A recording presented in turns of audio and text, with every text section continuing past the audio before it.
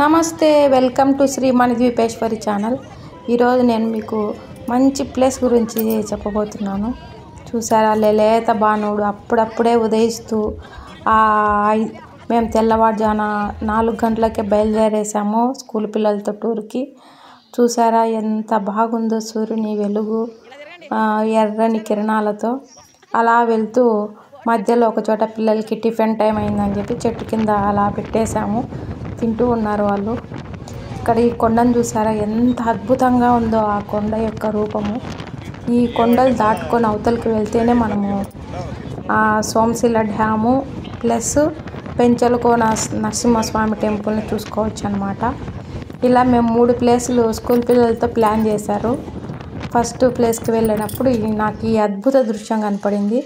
ఈ కనపడేది ఏంటంటే, ఈ సోమశిల డ్యాము పక్కనే సోమేశ్వర స్వామి కామాక్షి అమ్మవారి యొక్క టెంపుల్ ఉంటుంది. ఈ టెంపుల్ ముందు చాలా పెద్దగా ఉండేది. ఈ డ్యామ్ పైకి గోడలు లేవడం వల్ల అది కిందికి అయినట్లుంది. చూడండి, ఆ నందీశ్వరుని పైన ఆ గంట ఎంత పెద్దదిగా ఉందో. ఇలా గుడి ప్రాంగణం కూడా చాలా పెద్దదన్నమాట.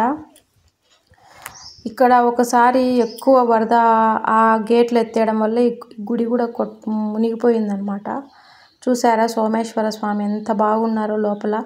మామూలుగా అక్కడ టైం స్లాట్ ప్రకారం కరెంటు పోతుందంట. నేను వెళ్ళిన టయానికి అక్కడ పవర్ లేదనమాట. స్వామివారు మాత్రం అద్భుతంగా దర్శనం ఇచ్చారు. వీరభద్ర స్వామి ఇలా చీకటిలో, ఇంకా అలాగే వినాయకుడు, సుబ్రహ్మణ్యేశ్వరుడు ఉన్నారు, నందీశ్వర స్వామి, యథావిధిగా శివగణాలతో గుడి ఆహ్లాదంగా ఉందన్నమాట. అమ్మవారు చూసారా, సాక్షాత్తు కామాక్షి అమ్మవారిని నిలుచుకొని ఉంది.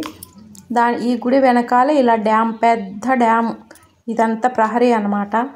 ఈ డ్యామ్ పైనే మన పుష్ప సినిమాలో దుంగలు పడేశారు, దుంగలు ఆ నీళ్ళల్లో వేశారు కదా, గేట్ల దగ్గర మళ్ళీ తీసుకుంటారు. ఆ సీన్ అంతా ఇక్కడే జరిగిందంట. ఈ చుట్టూరా నేను ఇంకా నెక్స్ట్ వచ్చే ఈ రన్నింగ్లో వచ్చే దాంట్లో అడవి కనపడుతుంది.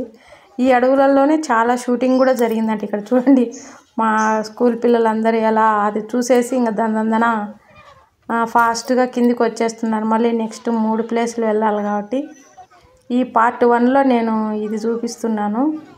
ఆల్రెడీ అందరూ డ్యామ్ చూసింటారు, కానీ నా బ్లాగ్లో నేను ఒక విశేషం, ప్రతి ఒక్కరూ ఒక కొత్త విషయాన్ని తెలియజేస్తారు కాబట్టి నేను కూడా ఇలా ఈ సోమశిల గుడి గురించి చెప్తూ మీకు ఈ డ్యామ్ని చెప్తున్నాను. చాలా పెద్దగా ఉంది, అవతలంతా ఫుల్గా ఉన్నాయి వాటరు. నేను ఎక్కలేదన్నమాట, చాలా స్టెప్స్ ఉన్నాయనేసి కొద్దిగా భయం వేసింది నాకు. ఇలా పిల్లలతో వెళ్ళడం అనేది చాలా ఆహ్లాదభరితంగా ఉంటుంది. నాకు పిల్లలతో వెళ్ళాలంటే చాలా ఇష్టం అన్నమాట. మా పిల్లలైనా ఎవరి పిల్లలైనా స్టూడెంట్స్ కాబట్టి చాలా ఆహ్లాదంగా గడుస్తుంది వాళ్ళ మధ్యన. ఇలా అక్కడ నుంచి మళ్ళీ మేము పెంచలకోనకి ఇంకా 15 మినిట్సే ఉంటుంది జర్నీ.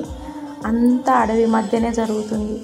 చాలా ఆహ్లాదభరితమైన ఆ అడవుల మధ్యన వెళ్తూ ఉంటే చల్లని గాలి మధ్యన ఫ్రెష్ ఆక్సిజన్ అంతా మన బాడీకి ఇప్పుడే ఎన్ని రోజులు మిస్ అయినదంతా ఇప్పుడు వచ్చేస్తుంది అన్నట్లుగా ఎంత బాగుంటుందంటే అంత బాగుంటుంది.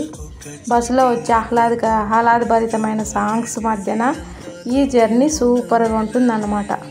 ఇలా స్టార్టింగ్ మేము 8:30, 9:30 మధ్యలో పెంచలకోనకి రీచ్ అయిపోయాము. ఇలా వెళ్తున్నాం. ఈ వీడియో నచ్చితే షేర్ చేయండి, లైక్ చేయండి, సబ్స్క్రైబ్ చేయండి.